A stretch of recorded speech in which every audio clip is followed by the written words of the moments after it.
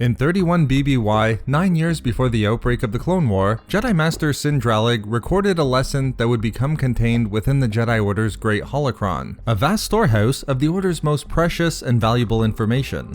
By the time of the Clone War, Master Dralig would become one of the leading lightsaber instructors within the Order, earning the title of Jedi Battle Master.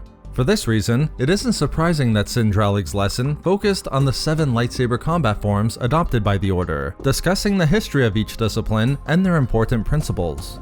In describing each of the forms, the Battle Master actually stated that when one of the 7 forms was utilized in the hands of a proficient Jedi Master, its lightsaber techniques allowed them to be undefeated by any of their opponents in the entire history of the Order, which included periods dominated by warfare against the Sith. This was the lightsaber combat form known as Soresu, also known as Form 3. This statement by the leading lightsaber combat instructor of the Order caught my attention, and so I want to look at the lightsaber combat form itself, why it would be so valuable against Sith opponents, and then look at a few examples within the Legends lore when Soresu has been demonstrated as such a powerful combat form. The interesting aspect about Form 3 is the fact that its origins are not found in techniques relating strictly to lightsaber combat. The Jedi Order already had that in their Form 2 Makashi combat form. Instead, Form 3 was the Jedi answer to the significant advancement in blaster technology and their use within the galaxy. Form 3 was developed as an ideal style for intercepting blaster fire. In fact, a single Jedi could utilize Soresu to withstand an attack from up to 20 blaster-wielding enemies. This was due to its focus on maximizing defensive protection through tight and efficient movements that only exposed the Jedi practitioner in the most minimal way possible. However, although it developed with blaster defense in mind, the techniques of Form 3 were found to be completely adaptable to combat against other lightsaber-wielding enemies. The strong defensive elements evolved into what Sindralig referred to as, quote, a highly refined expression of non-aggressive Jedi philosophy, while its defensive-focused techniques made it difficult for even a glancing blow to land. Although the Revenge of the Sith novelization states that Soresu was the most common lightsaber combat form used within the Jedi Order, the novel also demonstrates how revered and respected Form 3 was in the hands of a true master of its techniques. As Mace Windu would tell Obi-Wan Kenobi during the events of Episode 3, Mace believed Obi-Wan had the greatest chance to defeat General Grievous in a lightsaber duel simply due to his mastery of Form 3. In fact, because Obi-Wan had taken the time to become not just a master of Form 3, but the master, perhaps the greatest practitioner of the form in the history of the Order, Mace saw that in many ways, Obi-Wan surpassed even himself and Yoda as lightsaber duelists. Obi-Wan's mastery of Form 3 made him extremely valuable in certain situations, and a duel against Grievous was one of them, where Obi-Wan was believed to have a better chance of victory than Mace and Yoda.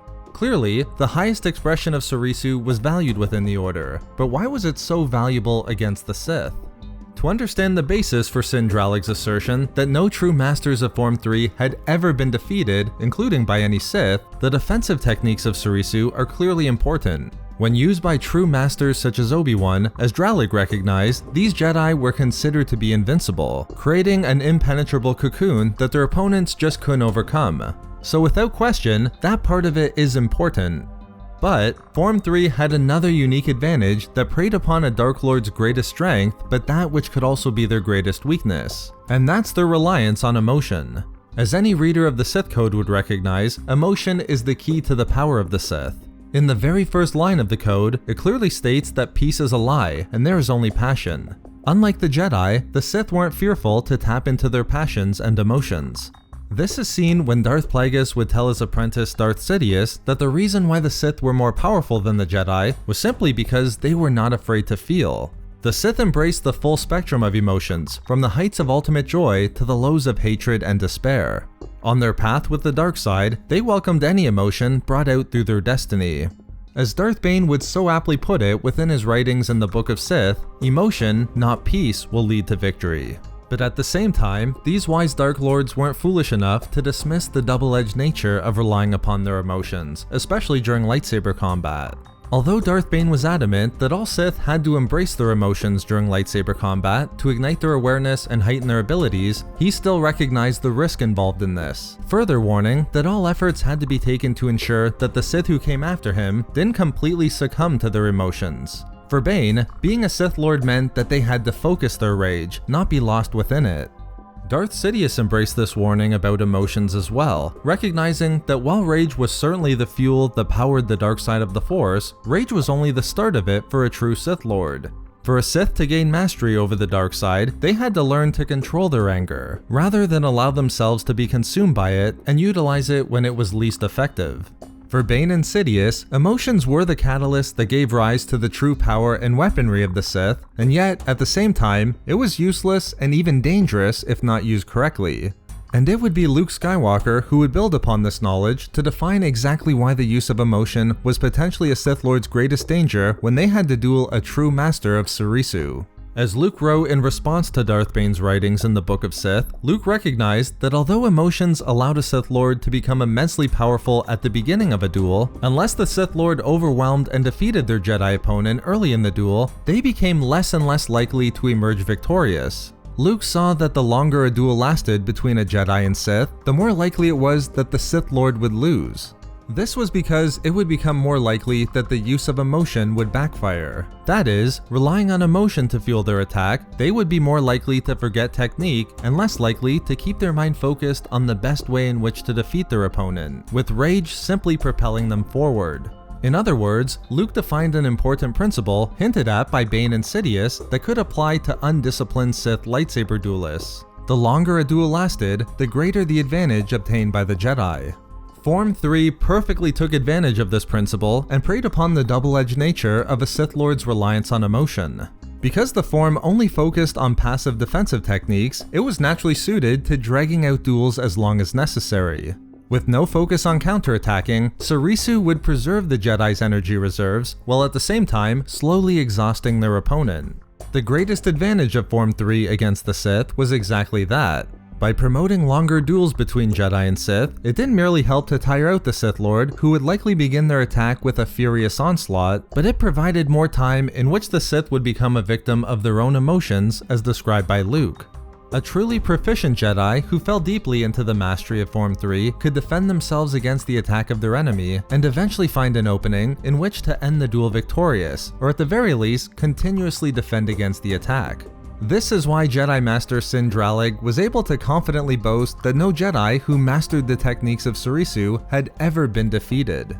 This was exactly what defined the duel between Obi-Wan and Darth Vader on Mustafar in Episode 3. In reflecting on his duel with Vader 3 years later, Obi-Wan knew he won because his former apprentice eventually allowed his emotions to consume him.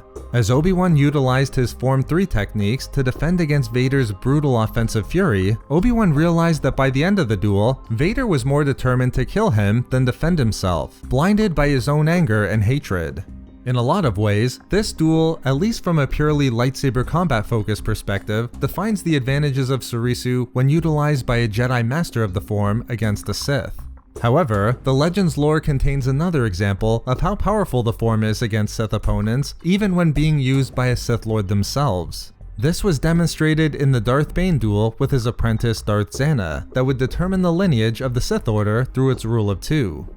In utilizing Soresu, Darth Zana was able to hold off the vicious attack of her master Bane. When Bane's title of Dark Lord of the Sith was threatened by his apprentice, he attacked Zana with a ferociousness that startled even her, using his tremendous power and mastery of the Gem So combat form to try to destroy her. However, Zana's Form 3 stood up to even Darth Bane's lightsaber skills, and by using its powerful defensive techniques, her style was impenetrable. With Bane recognizing the situation, he didn't give in to his emotions however, but backed off and changed tactics. The lesson of Obi-Wan and Zana is clear. If Form 3 Masters could hold off an attack from Darth Vader and Darth Bane, it's no wonder why other Sith Lords from the millennia prior to Sin Dralig were never able to penetrate its defensive techniques either. So then one final question must be asked here. Why didn't every Jedi simply attempt to become Masters at Form 3? I believe the answer lies within the lesson from Sin Dralig that we started with. While Jedi Masters of Form 3 had never been defeated by their enemies, including the Sith, it didn't similarly mean that they were able to overcome their opponents in every engagement. In other words, never being beaten didn't mean always emerging victorious. While Form 3 Masters might have been invincible, without any counterattack techniques, the style didn't always allow them to defeat their opponent. In this way then, when the Jedi Order was consumed by generations of warfare against the Sith, the purely defensive style of Soresu was deemed insufficient when the goal was clearly to destroy their enemies. This reasoning is what directly led to the development of Form 4 and Form 5 by the Jedi Order. When it was found that Form 3 didn't allow for any attack or counterattack opportunities to bring the Jedi closer to victory, the far more offensive-focused styles of Form 4 and Form 5 were introduced. Regardless, the conclusion remains as Sindralig stated. If a Jedi's goal was simply not to be defeated, then mastery of Form 3 was invaluable. So there we have it, why Form 3 was so valuable against the Sith when used by Jedi who mastered it. Thank you very much to all of the Patreon members of Star Wars Reading Club, as your support is so greatly appreciated. You can find all of our social media links and a link to our Star Wars gaming channel in the description below, for updates and even more Star Wars content. We love making these videos, so why not subscribe for more fun Star Wars theories and discussions. Also, if you enjoyed the video, think about giving a like or leaving a comment. If not for me... For Sith Soresu Masters.